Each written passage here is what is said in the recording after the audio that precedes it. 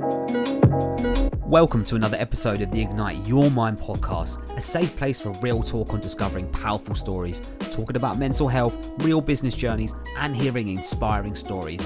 My name's Sanjay Patel, and I'm a transformational life coach. My goal in this podcast is to up-level your creative thinking, to help you see the infinite potential you have, and to show you that anything is possible. And this week, I have another special guest, that is Fiona Graham. Fiona's story inspired the hell out of me, and it got quite emotional in parts. She talks me through her journey of being at her lowest point and attempting to take her own life, the reasons why, and then the miracle steps she took to take action to transform her life. If there's one thing I now know about Fiona, is that she has learned so much about herself and who she really is, and now, moving forward, what she really wants. I would advise this conversation will inspire the hell out of you, as well as take you on an emotional journey, as it did me. I hope you enjoy. And welcome to another episode of the Ignite Your Mind podcast. And I do believe in this episode, it is going to actually ignite your mind. My name's Sanjay Patel, and I have got another special guest. It goes by the name of Fiona Graham. Fiona, how are you? I'm good, thank you. How are you? I'm very well. You're looking very lovely today, very summery. We're both wearing white. Yeah. Well, do you know what? I'm actually in Scotland with my family at the moment, and I rip the piss out of the jocks because I say they never get any sun, they're moon bathers and all of that. But I've done all right the last few days. Yeah, absolutely. Absolutely. No, cool. Well, look, Fiona, I appreciate you coming on and spending some time to speak about your journey. And if anyone's listening who has listened to any of my other podcasts, you'll know that I'm all about inspiring journeys and fascinating stories and going through real hardship, but still coming out the other side and being good, right? Yeah. So myself and Fiona, we spoke, what was it, a couple of weeks ago? Yeah, a few weeks ago. And we hadn't actually spoken before, really. I know I'd met you. I think I met you a couple of times in the past. Yeah, briefly, probably like out and about. Yeah, exactly. It was a blast from the past seeing you pop up. Exactly. But you know what? I'm going to tell this story quickly before we get into you and what you're about and why you're here. Fiona messaged me about 3 weeks ago, and it was a really out of the blue message. And it completely threw me for six. I remember that whole afternoon. I think I messaged you this after. I remember that whole afternoon. I was just like, couldn't do any work, couldn't focus. My mind was somewhere else for me. She brought back a very fond memory, which I had completely forgotten about. So it was. We'll go into that, but it was quite an interesting message to get. But do you know what? I'm forever grateful you sent that message, and thank you. Yeah. I think I said to you at the time, I wasn't sure whether to message you and say what I said, but then I thought, you know what, I'm a firm believer in, it sounds so cheesy, but I'm such a firm believer in it, that everything happens for a reason. People that pop up at certain times are for a reason, and usually if you get a thought in your head, sometimes this doesn't work out too great for me, but if you get a thought in your head, should I say that? Yeah. Probably 90% of the time, say it, because that situation's popped up for a reason for you. 100%, yeah, and I fully believe that everything happens for a reason, right? And that's probably why we're here. Yeah. We had a conversation after that, and it was just going back down memory lane, and then Fiona told me a bit about her and what she's been doing and her journey you've been on, right? And it's been quite a mad one as well. So, let's get straight back into it. So, take me back, Fiona, to what was it like for Fiona Graham to grow up as a kid? Me growing up as a kid, I grew up in a military family, so I moved around every 2 years. Well, we'd be in a place 2 years maximum, and we moved around different countries, different places. Now, when you're a kid, whichever life you're living, you tend to think that that's normal. Yeah. It wasn't. So that was a norm for me. To me, there was no such thing as a new kid. There was no such thing as I've known someone since nursery. To me, it was like you walk into a classroom one day and there's 5 kids you've never seen before. There's no weirdness about it. You just go off and play together. It's just, that's what it is. You meet people of different cultures. You go to different countries. You might be in a class where no one even speaks your language. You just get on with it. So it wasn't until I think it was the second place that we moved to England. And usually what they'll do with military kids is they'll put you in a school that's got other military kids in there. Like they'll usually all kind of go to one school because you're moving in between terms and things like that.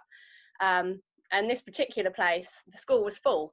And it was the first time, and I must have been it was primary year 4. So what are you then, 8, 9 years old, 8 years old? Something like that. Yeah, something like that. such a long time ago. Yeah, I know. And that was my first sort of light bulb moment that actually other people aren't living like this. That's the first time that I realized I was a new kid. I didn't know what the new kid was. I didn't realize that you had to like initiate yourself into certain friendships, and there was a cool group and there was a this group and a that group. I thought you just bowl in, do your thing, and then when you get plucked out and taken to the next place, that's what you do. So I guess I've always, a lot of people say to me, did it not upset you moving around, leaving your friends and things like that? And I have to honestly say, no, it didn't, because Well, I suppose that's all you knew, right? Yeah, I didn't think I was missing out on anything. And to be honest, even to this day, I think that it's given me life skills where I can just speak to anyone. Like, I've seen places in the world that you probably don't get to see it like at that age. You've been around different people, even just being around like your parents and your parents' friends when they're talking and having their conversations. Kids are sponges. You pick up so much stuff. I think it made me a lot more cultured, and it's definitely a time of my life that I treasure. I mean, there's some mad things that we did that you probably shouldn't be doing with your kids when they're that age, but do you know what I mean? What age are we talking? It was fun. From birth up until when I left home. So I was about 16, 17 when I left home. Right. So I was on Garrison's up until then. You just mentioned some things that you shouldn't really do or say. What were they, if you don't mind me saying? Like if I had pretended I was ill and left off school, I'd go to my dad's workplace, and he'd tell me, whatever you do, do not leave this office. So obviously I'd be in this helicopter hangar, I'd watch him walk out the door, and the first thing I'd do was leave that office. Yeah. Next thing, I'd be driving around in tanks, or like learning to weld helicopters together, or mental. That's mental. Which is kind of cool now, but yeah, that is cool actually, isn't it? When you think about it, that's actually really cool. Like, can't say I've ever done that, but and doing it at that age as well, like where you are a sponge, you are susceptible to things. Like, yeah, interesting. Okay, cool. Thanks for that. Like, okay, so when you left, so when you were 16, let me take myself back as well. Like, well, I remember when I was 15, 14 even, that's when I really started drinking like alcohol. Like, you just do it. Like, I used to do it at my local golf course. And a few mates, and I used to, smoke loads of weed and stuff, and thought it was all cool and all of that stuff. Yeah. What were you doing when you were like 14, 15, 16? Did you have any of that? Because you were obviously not in that scene, I suppose, because you were in the military. So exactly the same thing. Really? Be down parks with a big bottle of White Lightning, which to this day I cannot drink cider because the White Lightning random drink just reminds me of sick. The big 2-litre bottles as well. Horrendous. Horrible. Or I'd be going out into town. It was different back then because I feel like it was so much easier if you were really underage to just be going out to clubs and bars and things. I remember I would go out into Reading with a fake ID. Yeah. Or I'd ordered off the internet that everyone had the same one. Everyone. I remember ordering mine off the back of an FHM magazine. Do you remember them? Yeah. Like, it was literally just a barcode, a picture, and it says like authentic identification. National ID or something, and everyone would say, get it in black and white, it looks more real. It's like, but you look like you're 14. Shocking. Oh God, I remember those days actually. Yeah, going into Yates's in Reading. Like, I remember like pulling up the stupid ID. If you're a doorman, right, you look at that, you think, really? They know. But when you're that age, you think you're getting away with everything, don't you? You think you're the first person that's ever done that. You're the brains of Britain, and yeah. I was a cool kid back then. Mm-hmm. I do remember that. Okay, so then obviously, what sort of happened 16, 17, 18? Was that when that's when my drinking scene sort of started? But I didn't really pay that much attention to school or college at the time. I was just like, what can we do on a Friday and Saturday night? I used to go around my mate's shed in Twickenham, and there was like 6 of us, all boys, just crammed into this little shed. We used to literally sit there, drink like WKDs and all this Bacardi Breezers. That was my choice. That was my choice.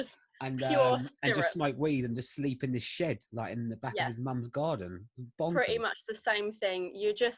You wanting to rebel as much as possible, really. You think you're older than what you are. You think you know everything, and you just want to be with your mates. You don't want to be in school. You don't want to be doing exams and studying and all the stuff that you really should be doing. Now that I'm older and I realise that. But I was the same. I'd be bunking. I'd be like, when I was at school, I'd be bunking off of school.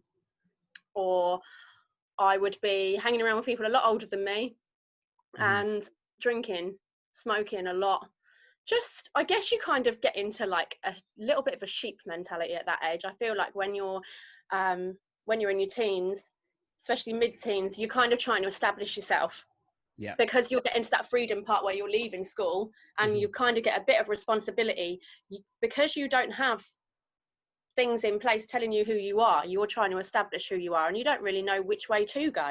And a lot of the times you look around at the people that are around you, and at that age, and no one knows what they're doing. If you do, then Yeah. you're rare. Yeah. But a lot of people don't know what they're doing, and they all follow each other, and it's just, I mean, don't get me wrong, I had a great time. Yeah. At But the time, yeah. yeah, but looking back, I think you are pretty lost at that time, definitely. Yeah, no, definitely. No, I think you're right in saying that, because it's conforming to society, right? But what was Yeah. interesting, what you just said, is that you used to hang around older people. Now, Hmm. I noticed that because obviously I'm not female, but I remember seeing girls that would hang around older people or older lads and stuff, and that was the norm. But for me, it was more just I would hang around people my own age. Um, Yeah. why do you think that was? Like, what was it that attracted you to them to hang about with them? If I'm going to be completely honest, I think if someone had a nice car and could drive you places, and you can go different places with them, then that was the main attraction. It's really fickle, but when you're that age, Mm, that's what makes a difference, doesn't it? If you're going to be sat in a park, or if you can have someone who can drive you around, take you to where you want to go, get you what you want to have, then yeah. yeah, that's the thing. I have to say, I'm so glad that at that age, and this is going to make me sound really old, that social media and things like that weren't around. Didn't Because exist. Yeah.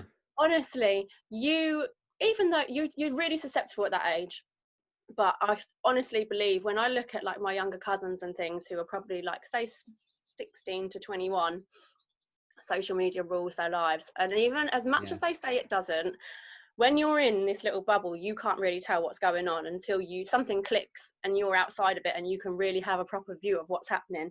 I Yeah. see people that are really valuing their self-worth on how many followers they've got, or how many likes they've got on a picture. There's people that will take down a picture if it hasn't Mm, received a certain amount of likes in a certain time. And the amount of times I've said to my cousins, I'm like, do you know what a like is? That's a like. That is it. That's 1 second out of someone's day. it's a And very they're good probably point. doing that to multiple things. That is what makes you value whether you're good enough or not. And Mm, if you put it down to that simple, no, it's just, I think there is a lot of pressure on people to look a certain way, act a certain way, have this, have that. And I'm just really glad that sort of stuff wasn't as blown up as what it was when I was growing up, because I think a lot of like the depression and anxiety and things is affecting younger people because of social media, and it being used in the wrong ways. It can be used in great mm, ways, yeah. but a lot of it, I think it is poison for your mind, if I'm Yeah. honest. Do you know what? We spoke about this, didn't we? I remember you saying that you've obviously got some strong views on social media, and I fully agree with that. And you're right. Like kids these days, if they're not, I would say, if they're not educated properly about social media, what it can do to you, how to use it, and how to best use it, then it's always going to be a trap, because that's what Mhm. social media is. These people, the developers, design these platforms to like suck you in and keep you there. Yeah, Like yeah, it's like the Vegas casinos. They use the algorithms, the design methods, the whole neuro linguistic programming to construct how you take in content and how yeah. susceptible you are. So you're It's like a a sponge. business for them at the end of the day. I mean, Yeah, it being called social media is not the correct title that should yeah, ever have been given to it. It wasn't ever created for us. yeah, It was always for something else. It's to make money, it's to market certain things. And yeah, I think it's taken a whole different flip now, especially with Instagram, where I feel like everything is based on like this little square. yeah. Everything's based on what you Literally. see.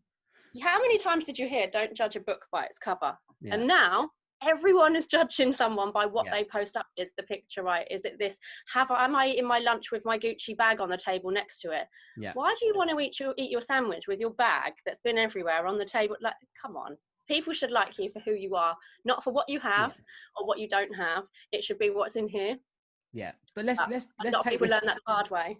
100%. But let's take this back a little bit, right? And let's look at how it affected you and me, right? So what happened to you when social media did come in? So when you're early, was it early 20s? Yeah, I think it was after my college days. Facebook landed in it, like Yeah. whatever, revolutionized the world. I think it was when I was like 20, 2008 something. And Listen, I remember when the internet came in, when we had, and I used to have dial-up, and I was I'd be on these just little thinking of chat that. rooms, and Yeah. my mum would shout through, and she'd be like, "Get off the internet!" Because she'd pick up the phone, and all you'd hear is, Yeah, the AOL chat messenger and things oh like that. yeah, MSN. MySpace. Oh God, MySpace. God, remember that? MySpace was really good because that's when I was 16. I started DJing, and MySpace was like my page. That was my like thing which I could use to sort of showcase what I was doing. But yeah, that failed pretty quickly. But that was a good time. That was no, was it? Yeah, no, it was good.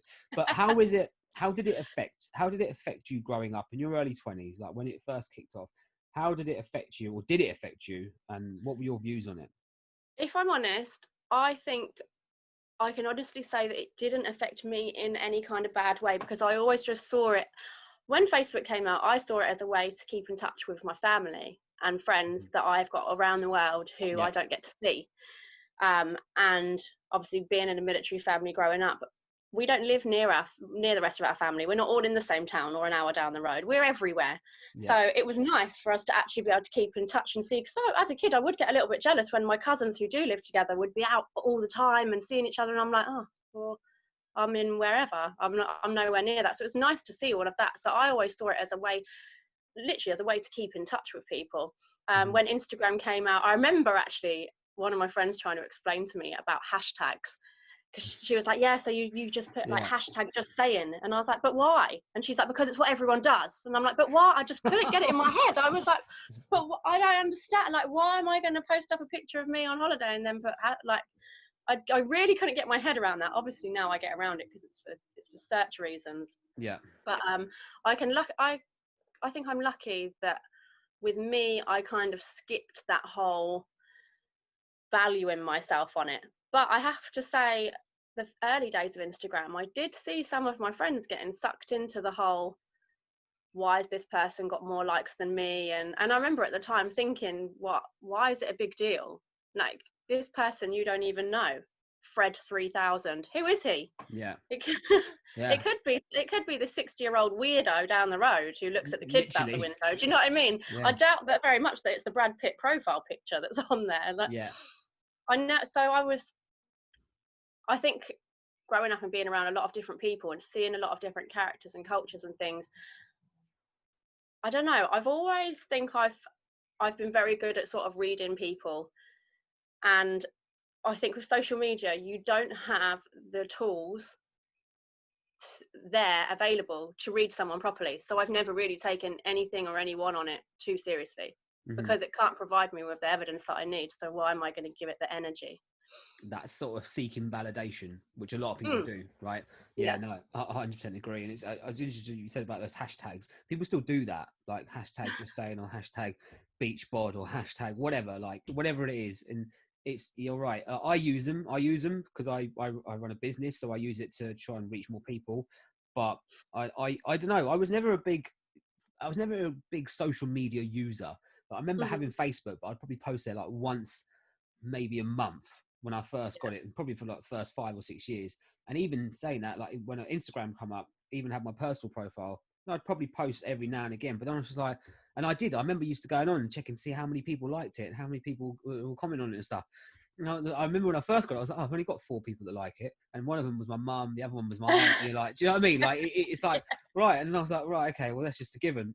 But at the same time, now I look back and think, I don't even use my personal profile anymore. It's almost just made redundant. Like, it doesn't serve me. It doesn't do anything for me. But it took me a long time to realize that, right? Yeah. But I think a lot of people live their lives through social media rather than actually experiencing the moment that they're in real life. Yeah. It's like when you're at concerts and festivals and things, how many people you look around and everyone's like this. Yeah. When the thing that's going on is in front of you, you're there. Why are you watching it through your phone? Yeah. Like, you lose out on so many different experiences. Also, when you're sat, I think I said this to you when we spoke before, I want to actually take all of my social media. I use social media for business as well, but I want to take all of my social media off of my phone, stick it onto a different one. Because how many times, if you're like, I've got books and things on my phone, or if I'm messaging a friend, something can pop up, so-and-so's liked your picture or so-and-so's commented. So you think, oh, let me click on that. And next thing, you're like 3 people deep in Instagram. You've gone through all of these Completely different. distracted. Yeah, I just think a lot of people aren't very present. Mm. And Oh, yeah. come into the whole anxiety state, like, side of things. Mm-hmm. That is a really big factor, I think, where people start Massive. getting anxious, because you lose being in the present moment. Your mind is always on what's going on over there. What did I do last week? What am I doing this week? What am I getting for this, that? You're not, anyone's Present. going to be anxious of that. Imagine if you had to worry about every single action that you take. Mm. Imagine if you had Yeah. to worry about when you're next going to blink. People You'd do be that a though. mess. That is You'd be a mess. reality Mm-hmm. for some people. Yeah. And I'm glad you said that, because that is reality, and it can really have such a detrimental effect on someone. But again, I always say, it just goes back to just educating yourself about the platform, educating yourself why you use it, what you use it for, what you're trying to get out of it. I mean, look, we could talk about social media for a long, long time, but I want to tap into something which you just mentioned about anxiety, more so mental health, right? Yeah. So what does mental health mean to you, and what have you experienced yourself? Mental health is a massive, massive thing for me, and I honestly believe that it needs to be of importance to everyone, whether you Mm-hmm. feel like you're going through difficulties, or you have gone through difficulties, or whether you feel like, no, I'm actually really plain sailing. It should be a skill that's taught to people. I think you should learn. Mm-hmm. You should learn how to handle your mental health, because life is a roller coaster. Good things are going to happen, bad things are going to happen to everyone. Mm-hmm. And sometimes, sorry, my hay fever, so I'm going to be Tell me sniffling about it. Mine's pretty way bad. through this. It's all right, don't worry. I think it's really, really important that you learn how to be on top of it. I've gone through amazing times in my life, but I've also gone through some really, really tough times and I count myself as a really strong character who can get through a lot and who can always see the sunny side of things. I'm not a very sort of, negative person. I can always flip things to make the best out of a bad situation. But life is going to come along at some point, and it is going to smack you in the face, and it's going to be hard. I took a lot of time to teach myself from being at a really low point in my life. I took a lot of time, and it took years. It's not just an overnight thing.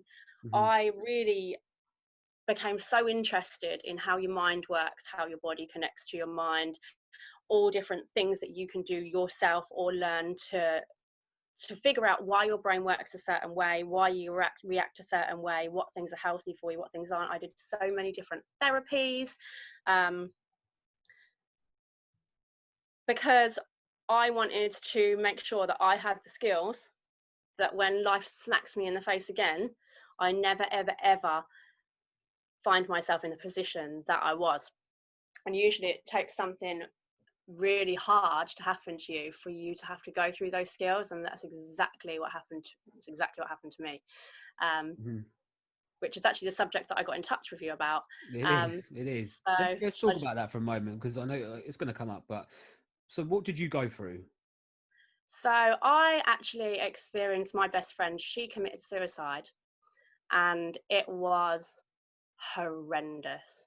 It was horrendous. I remember this thought came back to me today, actually, and I haven't thought about it in ages.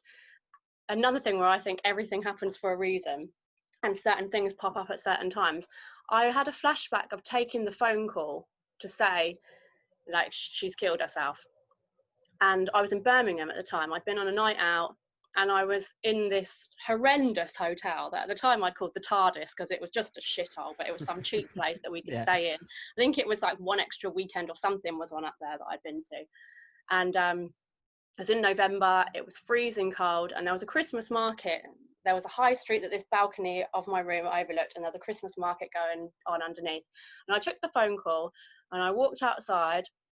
I'm in my pajamas, I'm stood in the freezing cold. I take this phone call, and I'm just in shock. I remember the call ended, I dropped the phone, and I just stood there on that balcony for about an hour, chain smoking cigarettes, couldn't feel the cold at all. But as soon as I dropped that phone, the song I Did It My Way was playing, in this Christmas market, and I don't recall any music having been playing. Maybe it was, maybe it wasn't. I don't record any music having been playing when I stepped out there to take that call. But as soon as that phone dropped to the floor, boom, that song came on, and I remember thinking straight away, you're letting me know that, like that is, you're letting me know, like that's what you wanted to happen. Yeah. So, yeah, she committed suicide, and it was horrendous. I think death's a horrible thing for anyone to go through. It's difficult. It's just horrible for everyone involved. But I think when it's a suicide, it's so much harder to deal with. It's the worst, isn't it? There's so many questions. It's you. For me in particular, I would picture, like, how did she feel at the time? Like, was there anything I could have done? I believe suicide is like a poison. And it's that person who's done it has obviously been in such a bad place at the time that they felt that that is their only way out. So they're holding this poison for that long. But as soon as they go, it doesn't stop there. That poison seeps out to every single person that human being touched in their life. And everyone has to carry it with them. And whether you know you're carrying it or not, it's there. It's a horrible, horrible thing. And unfortunately, it's something that we're seeing a lot of people turn to as the years go on. A lot of people are turning to it. It hit me hard. It hit me really hard. She was, a lot of people know her. She was a great girl. She was wild. But for me, having moved around a lot, I didn't have that friend who I'd known forever and ever and ever. She was my friend who was the one who I'd known the longest and who had never left my side. Like, we've got stories that I could reel off for years. Like, she's the person who would have my back through everything. It was always us two. I feel blessed to have had her in my life, 100%, because she's just fucking wild. And I know I won't ever get a friend like that again. I get people close, but it was horrible. It was horrible. For me, I felt so lost. The whole situation surrounding her suicide as well. I feel for a while I didn't have the time to even let it absorb in about what had actually happened. I was heavily involved in her funeral, so I was doing things like having to pick what she was going to wear, clearing out her house of all of her stuff, or things that at the time I look back now and I think, fucking hell, like, you shouldn't have even like been doing that sort of stuff. Like, well, you shouldn't have had to have been involved in that. That's a lot that you were having to take on. But at the time, when I got those calls like, can you do this, can you do that, I would just have said yes straight away. I actually remember my partner at the time. Obviously, it's hard to be around someone who's grieving. It is really hard, and a lot of people don't know how to react, and I understand that now. But I remember my partner at the time standing there, and I think it was the night before the funeral, and he turned around to me and he said, I can't wait for this funeral to be over so that everything can just go back to normal. And I remember thinking, ooh, that's not what's going to happen, because I'm occupied at the moment. Like, I've been running around here, there and everywhere, organising this, that, the other.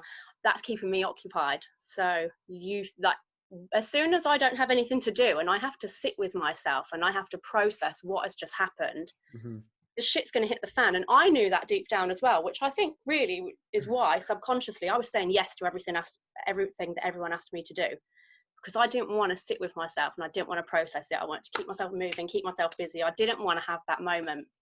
But eventually that moment comes, doesn't it? And I did have to sit with myself, and it was fucking awful. I took it really badly, really, really badly. I was having night terrors. I couldn't, so then I was afraid to sleep. I was on my own a lot of the time. I found it difficult because a lot of people that were close friends of mine and hers before it happened, a lot of people that I thought would be there for me weren't there. But then in the same breath, people that I didn't expect to be there for me and to step up did. So kind of separated those people out. Go on. I mean, look, yeah, I was sort of welling up inside a little bit when you were telling that story, because we obviously know the same person. But it's an interesting to hear you say that. Interesting to hear you describe how you dealt with it. Now, I've never dealt with it, so I wouldn't know. Well, kind of, not like you have anyway. And it's interesting to see how you've come out the other side and who you are today. But like, tell us a little bit more about what happened to you and your mental health after that like a month, Oh, 2-3 months down the line? I What was going on? deteriorated. I deteriorated massively. Hmm. Once I'd run out of things to run around and do and had to sit with myself, I was a mess. I went to the doctors. I was put on antidepressants. Um, I was on anxiety medicine. They referred me to a talking therapies. So I had a counsellor. I was speaking to them, which did help in a way. But at that point, I'd got myself so deep into this place that I was going to need more than talking therapies at that point. What I was your actually got just to stop you? So I'm just interested to know, what was your experience of seeing a counsellor? Do you know what? To be fair, she was nice. She was a nice woman, but Hmm. she even said to me that I needed to be referred on to someone else because I think obviously she's a professional. She Yeah. picked up on the things that I was talking to her about, and I got transferred onto a thing called Crisis Watch. So this is where you're basically on high alert. So they all have Right. someone they'll ring you like twice a day, however many times a day. If you don't pick up that phone, a policeman will be at your house within like 15-20 minutes because you're at high risk of doing something stupid and they don't want you to be in the position that unfortunately my friend was in. Yeah. So that was the stage that I'd got to. But the reason they put me onto this crisis watch is because your mind does strange things to you. Like I said, I was having night terrors and I was going through Powerful all of stuff. It's a these. powerful thing, isn't it? Yeah, I was going Yeah. through all of these what ifs and all of this stuff. So I then got to the point where I didn't want to go to sleep. I was afraid to go to sleep. Mm. So I was awake constantly. I was doing a lot of drugs. I had Mm. some not so helpful characters around me at the time who thought that it would be helpful to, instead of coming into my flat and checking on me and sitting with me, they would post cocaine through my letterbox instead. And come back maybe a week or so later to collect the money. So obviously, because I'm afraid of going to sleep, I would sit there and I would smash it out. I was on the git. Anything to try and keep myself awake. I ended up seeing and it was obviously through major lack of sleep. I'm talking a few weeks of doing this now. I actually ended up seeing things. I was seeing people hanging from the ceiling, as if they're actually real life, not just a hallucinate. Well, obviously it is a hallucination, but not like, to me it was real. I was seeing people hanging from these ceilings and I knew that I was cracking up. I knew Mm. you're doing this to yourself. It was weird because I was having a battle in my own head. I was like, you're doing this to avoid sort of feeling what you need to feel. At the same time, you're fucking yourself up. Anyway, long story short, one day I'd had enough. I had honestly got to a point where I couldn't see a way out at all. And I actually attempted suicide myself. And it failed, thank God, because I'm here today to tell the tale. But it's a shitty feeling to be in that position and to do that to yourself. It's an even shittier feeling to wake up. I blacked out. I hung myself, and obviously the thing dropped, and I must have blacked out. And I woke up on the bathroom floor, and the first thing was I felt like an absolute dick because I was like, oh fucking great thing, you can't even do that right. So I still had a tiny little bit of sense of humour in there somewhere, which is a bit messed up. But it was at that moment, and I can remember it clearly in my head. I can remember exactly what that little bathroom looked like in that flat.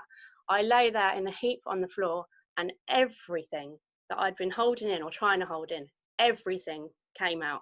Everything. Like that was it. I was basically being told, you can try and hold this in as much as you want, but it ain't gonna work. You need to let it out. The guilt, the shame, the fear, the anger, the grief, like how scared I was, every emotion that I'd been holding in for all of that time, it just all came out on that bathroom floor. And I just had a light bulb moment. And I thought, if I stay here in this flat on my own, trying to get through things on my own, I am going to die. So I picked up my phone, I went on to Skyscanner, I booked a flight. And the next morning, I was on a flight to go and see my family. And I was with them for months, sorted my head out, and thank fuck that happened. But it took me to get to a point where if that hadn't have dropped, I wouldn't be here. Obviously, I'm supposed to be here. So probably anyone who doesn't like me is probably not going to be happy with that result, but I'm here. But it took me Yeah. a really horrible time in my life to actually realize you've got to, this is down to you. You've really got to take a hold of this, because no one else is going to be able to fix this for you, even if they're trying. Like, this is on you. And that's really where my whole journey began, of really trying to look into things that I can do, or even just learning, even to this day, where I feel on top of the world to this day. But even to this day, like about 2 weeks ago, I was part of a group therapy thing that people were doing online, and I felt fine. There was no particular reason for me to be a part of it, but I just think it's so important. So many people take care of the outside, they don't take care of the inside. And if your inside is fucked, you're fucked. Like, you can't hide things like that. Like, so many people go to the gym and take care of their exterior. They have their hair done, they wear nice clothes, but what are you doing for what's inside? A lot of people think if you hold things in, that it's going to go away. I was the worst person for that. I wouldn't cry in front of people. I wouldn't let someone could really break my heart, and I wouldn't let them see a single emotion.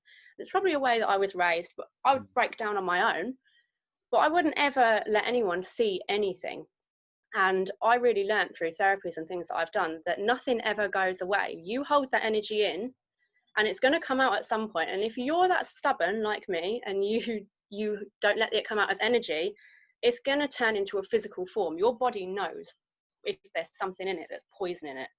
And if you're not listening to it when it's energy, it's going to turn into a physical form. You're going to get an illness, or it's going to come out in some physical kind of way. Well, like it did with you, right? Yeah. See, it's a case. Let's slow down a little bit. That was a lot. Thank you for sharing that. Because, no, do you know what? Even if you're okay speaking about it, it's still not an easy thing to talk about. No, never. I don't think it ever will be. No. I don't think it ever will be. So I acknowledge you and thank you for sharing that. And you know what? I'm a big advocate for mental health. I personally have never been through that, but I know not a lot of people, but a good handful of people that have been through similar sort of experiences. And I think if you're listening to this, and you're in, there was one thing you said, was it, you didn't want to go to sleep. Yeah. You had the fear of going to sleep because you thought something bad. And do you know how many times I've heard that with people that do have a mental health illness? It's a very, very common thing. And it's almost, did you feel alone at that point as well? Completely alone. Yeah, right. So alone. This is the thing, right? Because when you have a mental health illness, is what I understand, is that you do feel completely alone. You do feel that you're the only one going through that at that time.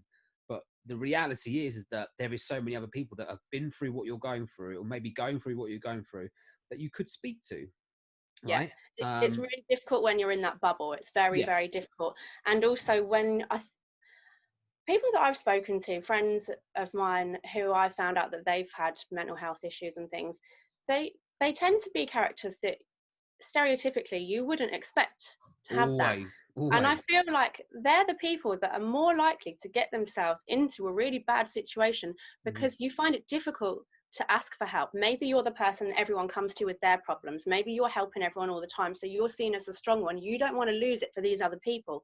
We're all human. It's okay to do that, and it needs to, more people need to know it's okay to do that. No one's judging you. And another thing, I read this in a book that I was reading.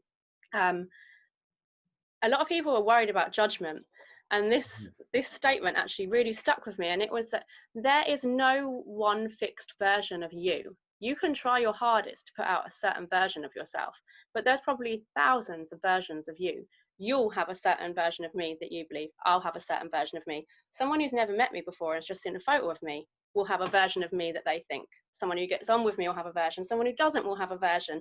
You will never, ever, ever be in control of that version of you. That version of you, it doesn't exist.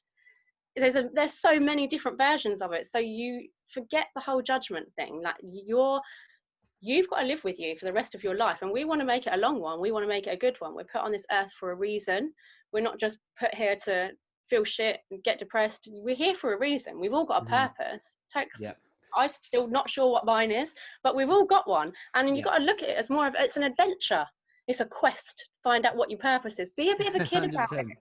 Life is here to enjoy, and there's so much shit that goes on, and yeah, bad things are going to happen, but try and look at the good, because you really can turn it around. I'm always so grateful, because the things that I've done since that day, I've had so many great times. I've traveled the world, I've had so many great experiences, I've met so many great people, and I just think, what a waste. There's so many times that I'm doing these things as well, and I think of my friend and I think, you'd be fucking loving it if you were here right now. And I have a little bit of a joke to myself, and I go, oh, you always were the lightweight, you always did get off early. So but I do think, I'm like, I would, if I knew that I would be in this place back then, I wouldn't have done it. Yeah. There's one thing I live by now, is that we're only here for a visit, so you might as well make it a good one. Exactly that. Right? Yeah. It's funny because my old boss said that to me as well when we were crossing the road and there was a car coming and we had to run across. He was like, we're only here for a visit. I was like, right, you're right about that. Yeah. But do you know what? It's funny because anything he told me sat with me, and I construed it as like, actually, yeah, we are. And then just going back to what you were saying, like, you know, life is short, but I'm all about now embracing the journey. Not embracing the end point of where I want to get to, the journey, because the journey is so long if you want to make it that long. But we are only here for visits. You might as well make it a good one. Yeah. Again, it's going back to living in the present. Yeah. So many people, it's great to have goals and ambitions, it really is. But if you're constantly focusing on, I want to get to this point, you forget all of the amazing stuff that is happening in the here and now. And I believe that's a lot of, like, I think people who suffer from depression is because you're worrying about what's happened in the past. People that have anxiety is because you're worrying about what's going to happen in the future. You have no control over that. You can't change the past. No matter what's going on, you can't change it. And you have no control over the future. The only thing you have control over is what you're doing right here and right now. So make the most of it. You could step out of your door tomorrow and get hit by a bus. Yeah. What are you going to have spent your whole life worrying about what happens next week? Enjoy what about what happens moment. now? Some people don't have now. Some people have minutes, hours, days to live. Oof. Go on, now. Preach. I love that. No, Joe, it's so true. It's so true. And I'm glad you're saying that, because a lot of people, you know, sometimes they don't see it like that. And it just takes them to hear someone say something that maybe actually, yeah. Do you know what? I'm only here for a visit. I might as well just make this what I want. I might as well go out and do what I want to do. It's society as well. There is always a rush. There's deadlines with work. There's deadlines that are put on what stage should you be at in your life. And absolutely, yeah. It's the pressure. It's just a way that our system works. But you need to understand, like, what is time? Humans made up time. You don't see birds and rabbits and stuff outside thinking, oh shit, sorry, can't stop for a tweet, I've got to go and do this. No, everything still keeps on running how it should. I feel like humans are the only creatures on this earth that came here, looked around and thought, nope, that's all wrong, let's change it. Nothing else does it, and everything carries on running fine. 100%. Wouldn't it be good, right, if we were all babies? Yeah. I said this to one of my, you know, it was funny. I use this analogy in one of my coaching conversations the other day, because they're bringing up a lot of stuff about what they're thinking or their perception of what their views are. They're overthinking stuff. Their anxiety started coming in, and they were using past experiences to dictate how their future was going to be. And I said to them, wouldn't it be amazing just to be a baby right now? Babies do not have any worry in the world. They haven't built or formatted anything they want in their mind to be something or do something or do this because someone else thinks it's the best way. It doesn't matter. They do what they want, right? And they don't care. And this is the best thing. As babies, we're molded into something, right? As we grow, you know, as the years go on, we obviously take stuff in and we are a sponge and we educate ourselves. But imagine having a clean slate like being a baby. But the fact is, you can have that now. Yeah, you can. Anyone You can have 100% that now.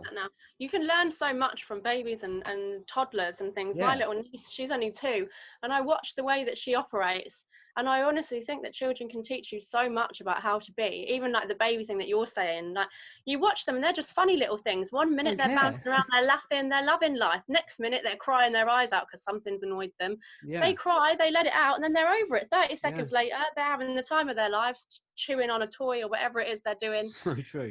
But that's how it should be. Like, you shouldn't cling on to things. You shouldn't never be that victim of what's gone on in your past. That doesn't define you. You know what, the people in society that get to me the most is the people that will do oh, you've changed. And I actually see it as a compliment. I'm like, yeah, it's called evolving. Like, You're changing your whole life. You're changing every single day, and that's Yeah. how it should be. You like Yeah. you can change who you are any time you want. You don't Mhm. have to stay in that box that you've either put yourself in or other people have put you in. If you decide that that's not you anymore and you want to be something else, you can do it, and there's no one in the world that can stand in your way and stop you from doing it. It's just all in your head or in other people's heads. It's you make Yeah. yourself believe things. There It is sounds one so person. simple, but when you realize it, that's what it is. Yeah, no, absolutely. That's what I always say. Like, there is one person that can block that, and that's you, right? It's your own Mhm. person. Like, I always say, like, you are completely in control of everything you have. Even if you feel like you're out of control of it, you can build your control back. You can Yeah. reinstate that control back to what you want it to be. Well, Right? It takes work. that's why I wanted to go down the whole path of Yeah, talk us through that. Talk why us I through that. did. I went down a whole path of learning all different. I did these therapies for myself, and then also a lot of them, even when I felt like I was in a good place, just because I wanted to understand how things work. I wanted to, because like I said earlier, life's always going to throw things at you. Mm. And if I get in a position where I'm all panicked or I'm like, oh my God, this is the end of the world, what's going to happen? I can put things in place to slow myself down. Whoa, stop. Because you blow things up as humans, we naturally do. We'll be Of given course. one piece of shit and then we blow it Yeah. up, and then everything like the world's going to end. Yeah. Um, So so talk I us did through all what kinds of happened different. when you went to therapy and stuff like that after. So let's circle back actually. So after what happened, you got a flight. You went to your parents' and family's house. So you stayed there for a few months. Talk us from then on. What happened? What did you do? And what did you go through? Being with family was a great thing for me. I don't see my family a lot, just living away from each other and like being so far. That was a big thing for me. It was a place for me that I felt safe. And in a way, I could revert back to being a child. I didn't have to try and be holding everything together. I was in a position where I was dealing with something mentally and emotionally that was Mm-hmm. too much. So trying to hold together a home and my work and everything else that I was doing, like that's like give it up, fee. Like I thought I was Superwoman, I could do all of that. Like in reality, no, stop being Yeah. a twat. Like that's not a priority right Yeah. now. Yeah. I needed to be in a little safe haven where I could just focus on me. So I carried on with the therapy. I did CBT, cognitive behavioural therapy. Yep. That really helped. I continued with that probably for about a good year. Nice. Not going so often as what I would in like the first say 6 months, but I thought it was important for me to keep that topped up. Mm-hmm. I then went on to learning about all different kind of therapies. I did EFT, which is like tapping different Yep. points on your body that you tap. I did hypnotherapy. Mm-hmm. Hypnotherapy was one that I actually thought, well, this is going to be a load of shit. I thought it was going to be this person in a satin suit stood in front of me telling me to look at a necklace and then Yeah. next thing I know I'm going to be in Sainsbury's and start acting like a chicken or something. Like Yeah. I Yeah. just Say the code it was, word and that's it. You're off. yeah, yeah, Yeah. it really good. I was sat there, to be honest, I was sat there and I said this to the woman who did it with me. I said to her, I was like, I don't feel any different. I've just sat here and you've said a load of stuff to me, and like, yeah, I feel relaxed for the hour that I've been here, but I don't feel no different. I don't believe that this is really working. She was like, that's fine. I think she could probably tell what kind of a character I was. Yeah. But that's fine. I actually went there to stop visuals. I'd seen my friend's body, and whenever I thought of her, I couldn't see her as she was when she was alive. I could just see this body, and it wasn't a nice image at all. And it was giving me flashbacks to all of this shit that my brain had played on me when I was in that Interesting. bad time before the suicide. So I went to this woman and I said, look, I don't want to see that image anymore. I want to remember her as her. I can't remember my friend anymore when I want to look back at good memories, because all I see is this horrible picture. Mm. And I did, I think it was 6 to 8 sessions with her, and it worked. Even to this day, even if I try and think of that image, I can't see it. Thank God. Amazing. I did, what else did I do? I did like loads of past life regression stuff. I've learnt Reiki. I practice Reiki on myself daily, even to this day.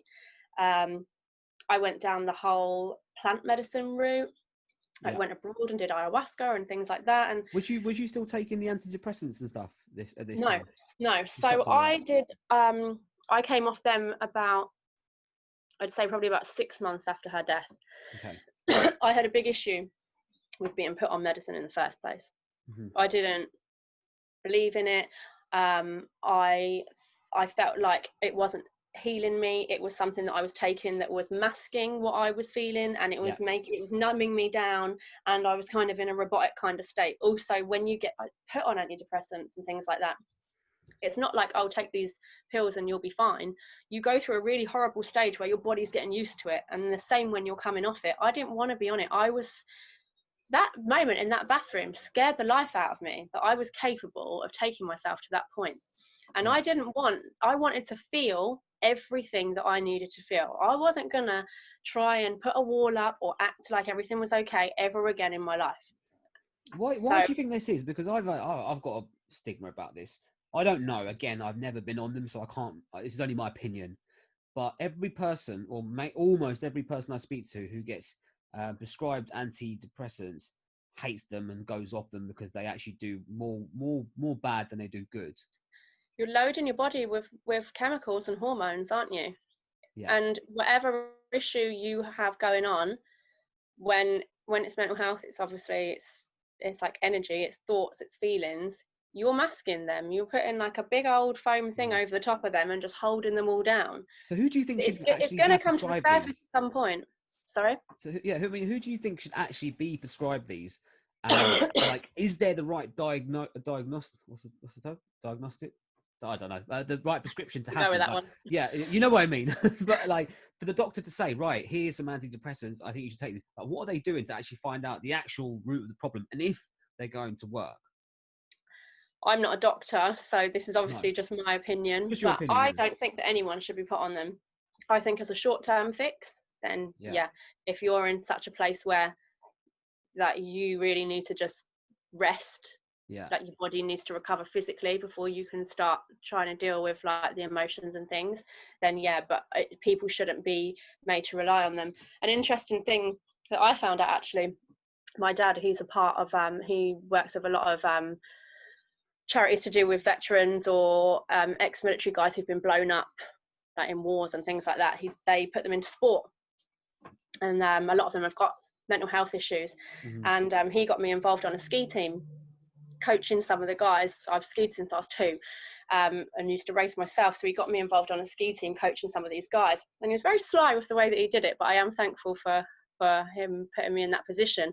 He said, come on, Fee, get yourself involved in this ski team. Like they need another coach, like another guide. Helping, like there's blind guys who've lost their sight, they learn to ski, they need a guide. And they're like, someone's dropped out, they need another guide. And I was like, okay, like I'm up for it, let's go. Turns out that they did need another guide, but I think really he wanted me to go there to be around other people. I can't say I've seen anything that these guys have seen or been through, but speaking to these guys, a lot of them suffer from PTSD, post-traumatic stress disorder. And I realised, speaking to them, it was mad. I was sat having dinner and I was chatting to one of these guys, and he was telling me about his story and everything that happened to him, and like their sense of humour and the way they deal with things it just works for me. And he started talking about his medication that he was on, and I was like, hold on, we actually started having like a medication off. I was like, I'm on that. And then that's when I realised, shit, I've got PTSD. It's not just depression, like that's what I've got. And then I realised, okay, like he knew what he was doing, really, but he knows how to work me. It can't just be, this is what you've got, this, because I'll be like, no, fuck off, you're not a doctor. Like but learning from those guys how they deal with things and just really being there for each other and throwing yourself into sports and things like that. There's always another road. Don't get me wrong, these pills can work for some people and there are times and places for them, but there's so many other things that you can do before you get to that point, like natural things for your body. And again, it comes down to energy. One thing my mum used to always say is, she was like, if you hold on to everything yourself, it's like holding hot coals. The only person you're burning is yourself.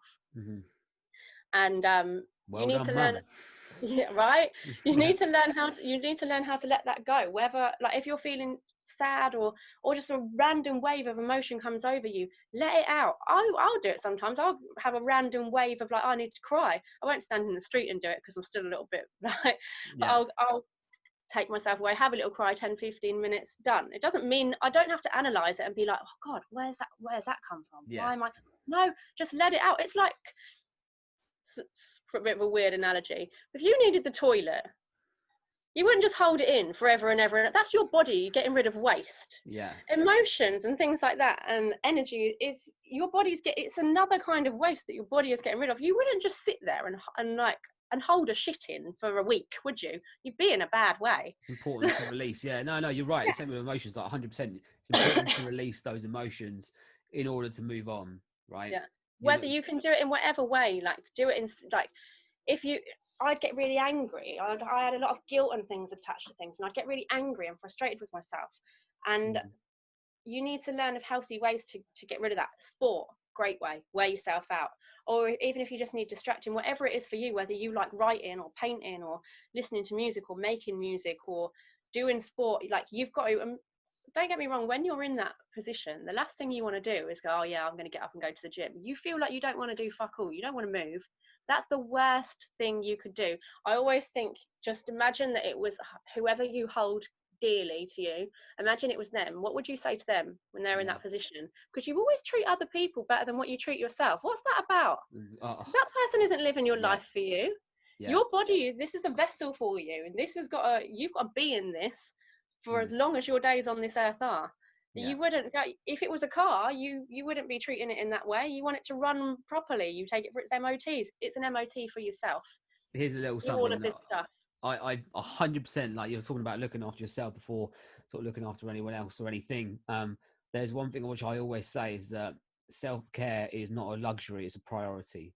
Exactly. Like without making that a priority, then how the hell are you supposed to look after others, look after other things, be present with other people? Because you need to, I would say, you got to fill your cup up first. Like every day, obviously with my coaching business and how I operate, like I need to be able to fill my cup up first. If I don't do that in the morning, do my morning routine, whatever it is, there's no way I can go into these conversations and start helping other people, do whatever they need to do in those conversations. Like I need to make sure I'm good first. That's why I go for a run. I do some exercise, eat breakfast. I take time out, read a book, journal, whatever it might be. Like I need to do that every single day.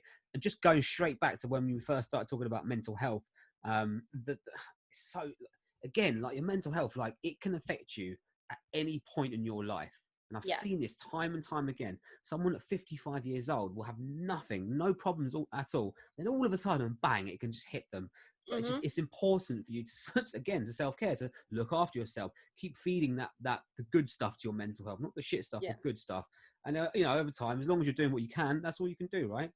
A lot of the times that happens as well, and this is what one of the therapists told me, is they said that if you're not dealing with things when they happen, whether it was something that happened to you when you're a kid or whatever, or you're holding emotions in, like you never cry for any particular reason, it will come up at some point.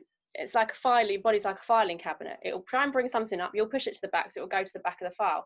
It'll eventually keep on coming up. So like you said, so you could be like 50, life's great, all of a sudden you're going, you feel like shit, you're depressed, you're this, that, and you're like, where's it come from? You try and analyze it. It's all of that shit that you decided that you'd swept under the carpet and weren't going to deal with. It's just be kind to yourself. There's all of this, be kind to others. That's great.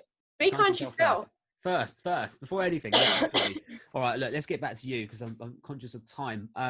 What are you doing now? What are you up to? At the moment, so I'm a hairdresser at the moment, but I am actually doing a diploma where I am learning about, I want to be a naturopath. So that's someone who, like a natural doctor,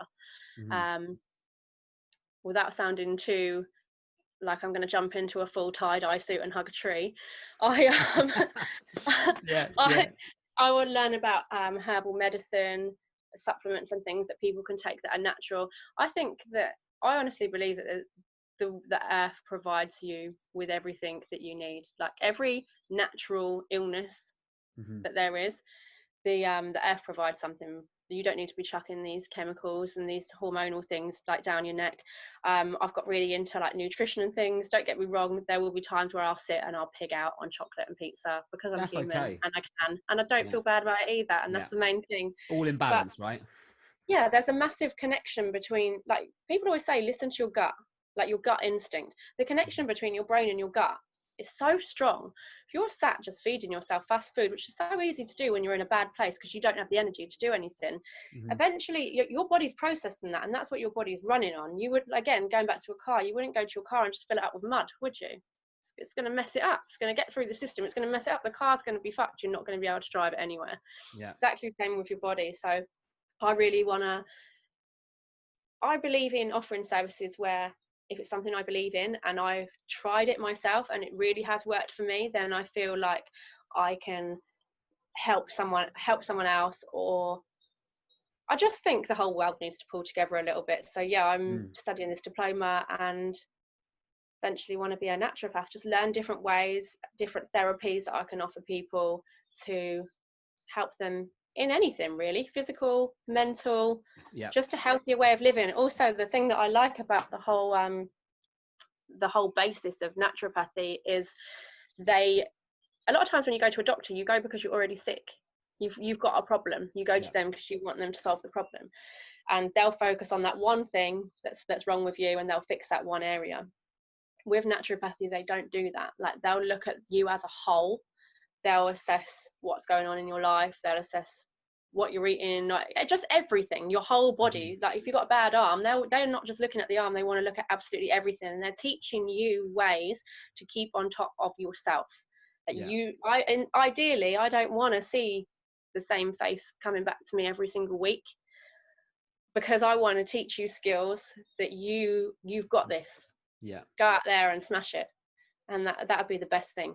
I actually seen one thing Instagram's good for. I do like a meme, and this meme came up the other day. I've started being really conscious about accounts that I follow, and I follow like quite inspiring accounts, and I have to say what you're doing is amazing. I actually at one point I had a like life/business coach as well, and I think it's really important. It's nice to have a fresh perspective on things, and two heads are better than one. What you're doing and putting this platform out there and letting people speak freely is so commendable. So well done you for doing that.